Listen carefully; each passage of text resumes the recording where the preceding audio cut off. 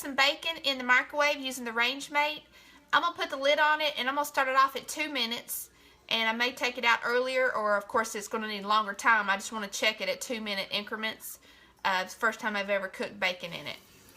Okay, it's been 2 minutes.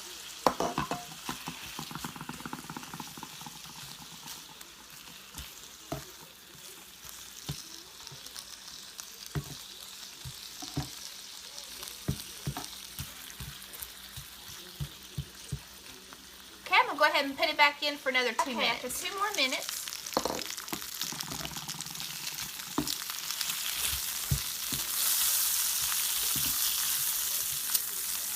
Stuck together there. It's alright.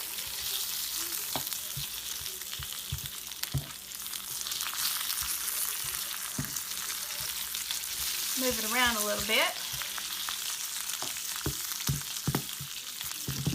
There we go.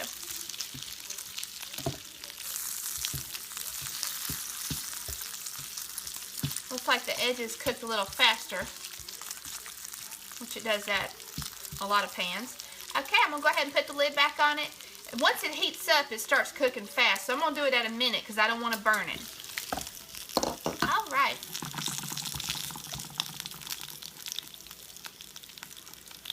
It's been another minute. Depends on how crispy you like it. I'm going to go ahead and cook it. I'm going to put on 30 more seconds just to make sure these right here get a little bit crispier. They're perfectly cooked already, but I like mine a little extra crispy. Alright, it's perfectly crispy now.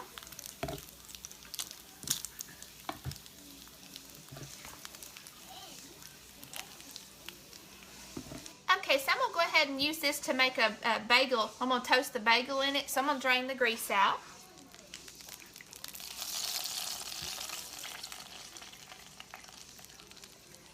Okay, and this thing cleans up very easily.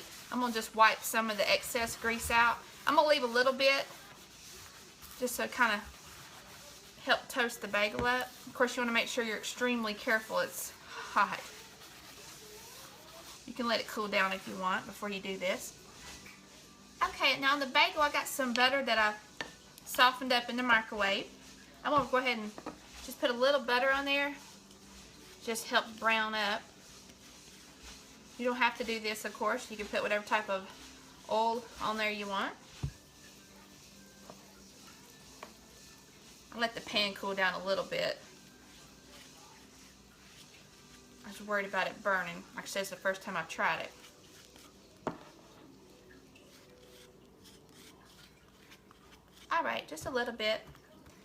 And I'm going to put the lid on it. I'm going to start it off at 1 minute. Okay, it's been 1 minute. Getting some grill marks on them.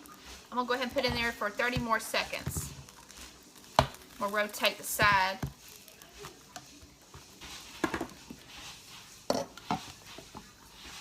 Alright, we're getting some good color. So I don't want them too crispy, but I am going to put them back in there for another 30 seconds. Alright, let me check them. I may not be leaving them in there long enough. I mean, they're getting toasted. I just don't want mine too toasted. So there's definitely spots on here that are hotter than others. It's one of those you have to get used to. I'm going to go ahead and leave them like that.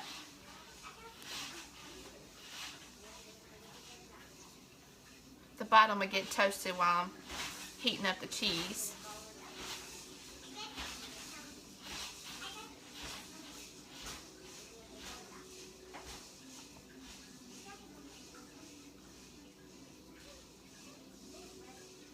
Okay, might as well use it all. There we go. Okay, I'm going to put the lid on there for about 20 seconds. Okay, it's starting to melt a little bit, but I'm going to go ahead and put them back in for another 20 seconds. Once I get used to everything, I won't have to keep doing it in such short increments. I just don't want to burn anything. Alright, the cheese is looking really good and melted.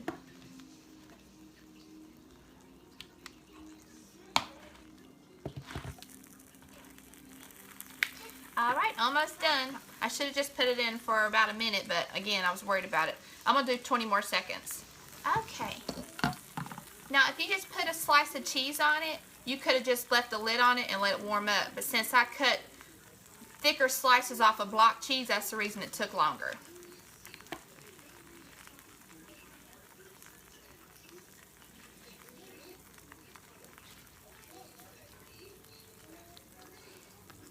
Okay.